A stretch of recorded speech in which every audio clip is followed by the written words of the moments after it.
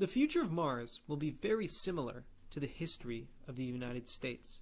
If you look back to the original colonies, they were actually quite weak at the start. Britain could do pretty much whatever they wanted, and the colonies just had to deal with it. As more industry began to build up in these colonies and more people started to move there, at some point, the settlers of these colonies realized that they actually had more power than the British did on their own land, and when they realized this, they took the land for themselves. The reason I share this anecdote is because Mars and the United States share some pretty incredible similarities. The first is distance. North America, on this front, has been able to avoid having any direct attacks on its own soil. Mars, of course, being far enough away from Earth that it would be almost impossible for a country to invade it once it's developed its own military and defense system. North America and Mars both have access to an incredible amount of resources that have been untapped, and there's even advantages that Mars has that North America couldn't even come close to. The gravity on Mars is only 38% that of the gravity on Earth.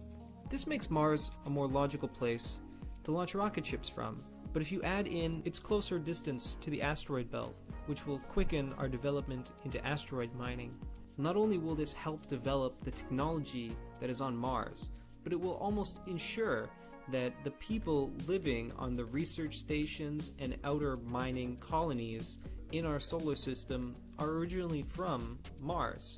And if this is the case, then they'll certainly side with Mars when it decides to take a political view on something. I certainly don't believe Mars would ever try and fully invade Earth, but like we see with the United States, it will certainly throw its weight around and ensure that it gets what it wants. And if it controls the space development, the space building, and the space launching systems of the human race, then it will control the solar system. The best counteraction to this that I can see is building up the moon with defense and rocket launching technologies, at the same time terraforming and developing colonies on other near-Earth planets. Because 3 major powers is a lot safer than 2. With 2, there is going to be a big loser and a big winner. But with 3, there is going to be a slight winner and 2 small losers. But those losers can always opt to work together to fight off the biggest, to keep some sort of balance.